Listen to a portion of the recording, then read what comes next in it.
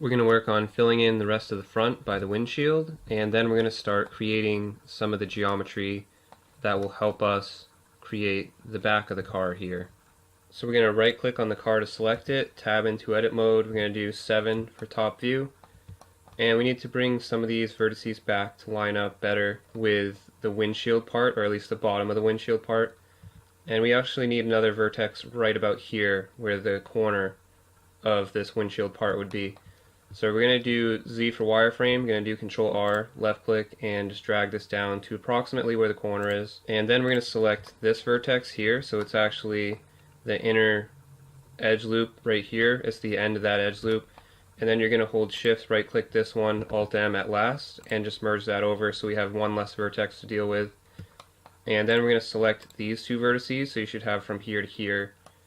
And we can just do E to extrude, right click to cancel, bring it forward on the y-axis, and then just bring this one over on the x-axis some. And I'm going to do 7 for top view, and we're going to start lining these up. So we're going to grab this and just line these up.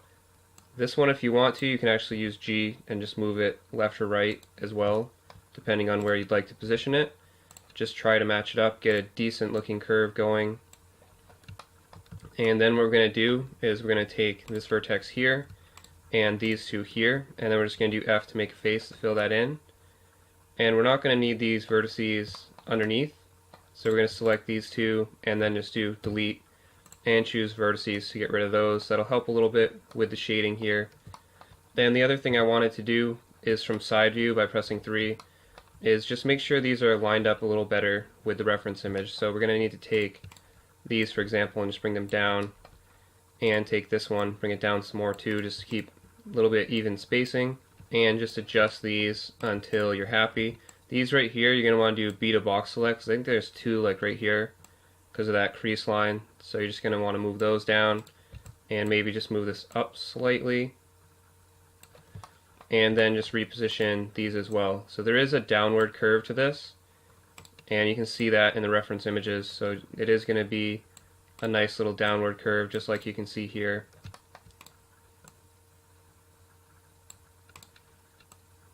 Another thing I'm going to do is just line these up. So I'm going to grab this one, grab it on the Y, hold Control and snap it, so that these are all at the same Y value, and then just do the same here, grab it on the Y, snap it. Next we're going to hit 7 to go to top view, and we're going to just go back here, and I'm going to use this vertex right here, or actually this one right up here. So you want this vertex, and we're just going to bring it over some on the x-axis until it lines up with this curvature here. And you can actually do the same with this one, just grab it and grab it on the x-axis, hold Control, snap it there, so that one has the same x value. Then we're going to select this vertex again, go to top view by pressing 7. You can use Z for wireframe, and we're just going to do E to extrude, and we're going to create this curvature around this part roughly, and then just E to extrude again and bring it to the center until they meet, just to merge it at the center. So it's a very rough outline, and we want to take this vertex and then shift select this one and do J to join. That'll give us more of a shape like this for when we create the back of the car. We're going to use these to create the back of the car. So if we look at, for example, a picture of this, so we can tell, like, we have this curved part which we just made. We made that little curved part, and it's pretty flat on the top until you get to approximately here. You can see where it starts to bend down. You can see the metal sort of starting to bend in this downward direction, like you can see right here.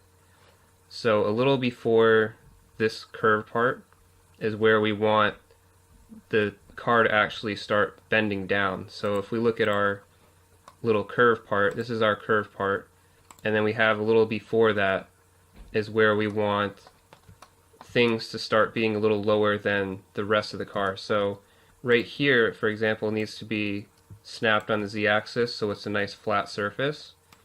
And then right here, and we're actually going to grab all these to move them on the same z value, this is where it just starts to slightly go lower. So if you want to snap it first here by grabbing it, holding Control, snapping it there, and then just bring it slightly lower, because this is where it starts to actually get a bit lower, because this is just slightly before that rounded curve, because you got, if you look at top view, this is the rounded curve I'm talking about, and just before that, so this is the rounded curve, and just before that is where the metal starts to bend in downward direction.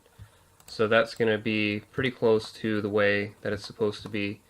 And then we just want to continue this curve down similar to the reference. So you just want to take a look at the reference and just kind of match that curve as best you can. So it starts out pretty gradual and then it kind of curves quite a bit more. And where it ends is actually approximately halfway on the light. So it's going to curve all the way down, and then about halfway on the light it's going to actually start curving back. So it's going to curve a bit inward, sort of like this.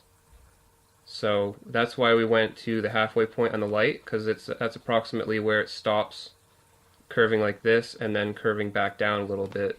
So we have it stopping halfway at the light and a little bit before the end of the light actually, which is another important thing, because this is where the light is, or the end of the metal part where the light would be, and then a little bit inward is where the curve stops. So where it's a little bit inward and it's about halfway. So this is a good reference point for the back of the car.